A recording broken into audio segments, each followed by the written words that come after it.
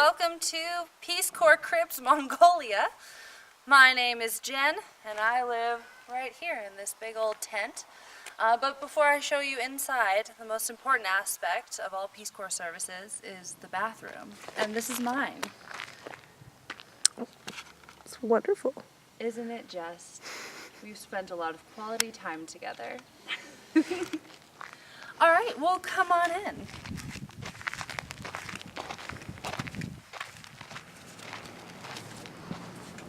So this is my ger, as it's called in Mongolian. This is where my food lives.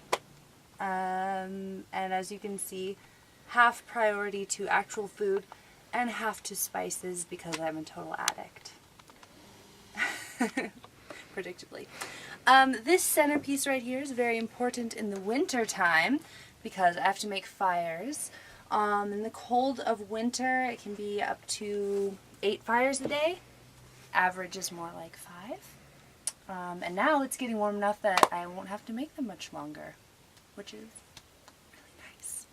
really nice. This is my bed with a mosquito net, very Peace Corpsian. And then we have the couch, which doubles as a bed when my friends come to visit. Not that I have any friends, but if they were to ever visit, I'm prepared.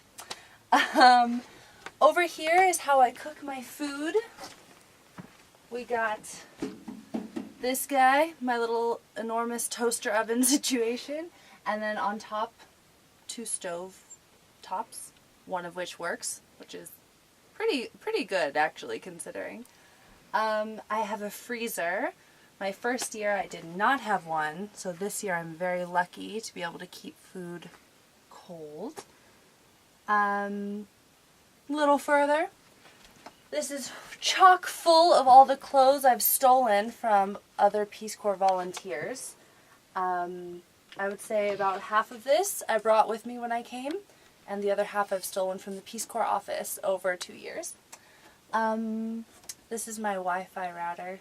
He's much beloved. Another thing that I didn't have in my first year, and now I do, and I don't know how I did it without him. Finally, the dry sink,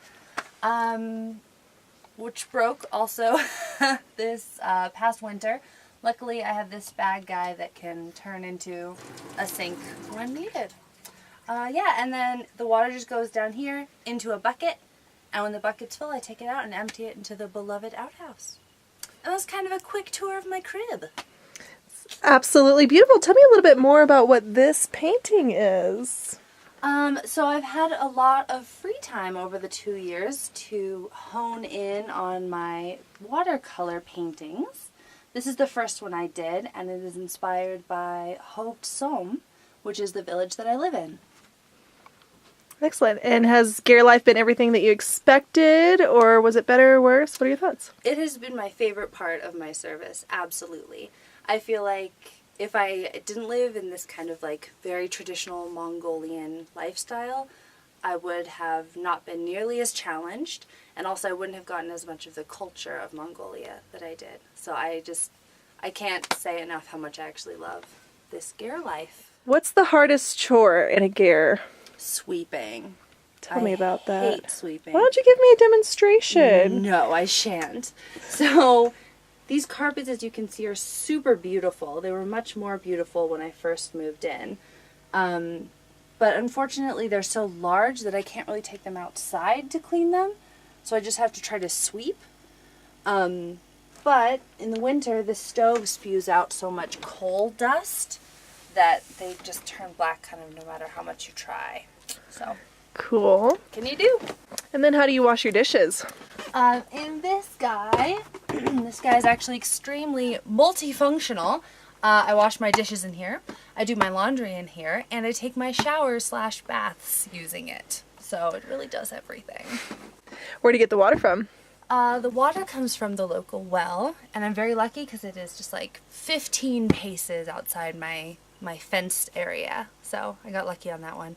And I carry it in a big blue bucket, or the hanging sink thing can also carry water for me. Excellent. And then you also live next to some people. Tell me about that. I do. So they're kind of my landlords. They've got a bunch of kids that are really nice and always say hi to me. They're a Kazakh family, kind of interesting. I live in Mongolia, but the people I live with in this village are culturally Kazakh, which is kind of a different culture, a very different language, but still really good people. Excellent. And then how are the children of the community? Well, as a teacher, I've gotten to know the children very, very well. And in the classroom, they're pretty well behaved. A lot of them show a lot of interest, especially when we play games. But out and about in the village, they can be quite a bit more rambunctious. But it's all in good fun. Excellent. And when you first moved in, how was it? Because you've seen that I struggle to make fires. So was it like watching an amateur like me? Can you relate, or am I just ridiculous? I think that I had quite a bit of fire making experience just from my family back in the States. So that was never a big struggle for me. And the landlord family gave me a quick tutorial when I moved in case I had any extra questions. So that was never really the biggest issue. For me, it's been more difficult trying to adjust to the hostess norms of Kazakh people. That's been the hardest part of just like kind of daily life. That people don't really call before they come over, or it's very accepted to just knock on my door and expect to come in and be served a meal. But on the flip side of that, I can totally go over to someone's house who I barely know, knock on the door, and be served a meal. So in some ways it's been hard, but in other ways it's heartwarming. Excellent. Is there anything else you want to say? Did we cover it all? As my friend Valerie knows, there are oftentimes cats in my village, and they like to sit right on top of my ger to try to soak in all of the warmth during the winter, because otherwise they would quite literally freeze. So I often have 2 or even 3 cats vying to sit on top of my ger when the fires are going, and that makes for quite unusual noises, but they're also somewhat adorable. So yeah, we have that as well. Oh, and one other thing. How do you stay so bronze? Well, another great thing about ger life is it gives me a lot of privacy, like within my little bubble, and I can flip these windows out, let in quite a bit of sun, and actually, why don't you give us a demonstration? Sure. It's going to be loud. That's okay. It's a great way to kind of open it up and get a breeze in the summertime as well. Just like that. And then to take them all the way out, you do that. Quite easy. And then you can just lay down and tan. Yep. Tan from about 10 a.m. to 2 p.m. There's a good sunspot right here on the carpet. Nice. And there's that. All right. Well, thank you so much for giving us a tour today. Thank you so much for joining me in my crib.